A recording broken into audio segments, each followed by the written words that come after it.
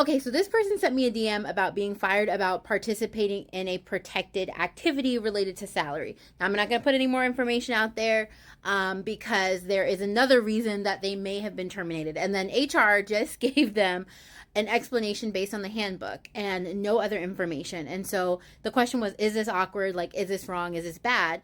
And so, I mean, at the end of the day, like, if we are trying to like coach people in out of a role like as they leave so that they can do better and have better outcomes elsewhere, then I think it's, it's nice to provide more information regarding why they were terminated so that they don't repeat this elsewhere, right?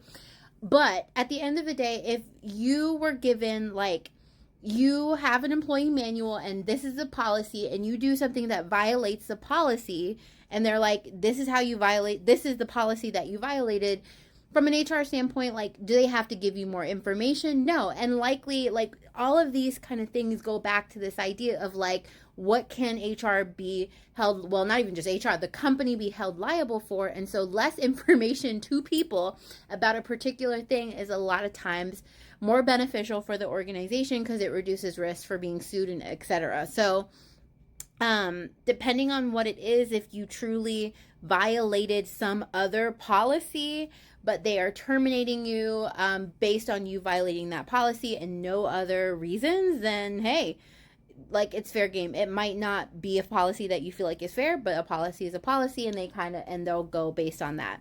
Now, if you feel like firing you for the other policy was really like retaliatory due to like you participating in a protective activity that they don't think that you should, that they didn't want you to have participated in because it was related to salary, then at that point, like, you could have a case that it's like retaliation. Some of the things to think about from an HR standpoint are like whether or not this policy is like consistently applied, whether or not the policy like aligns with other laws.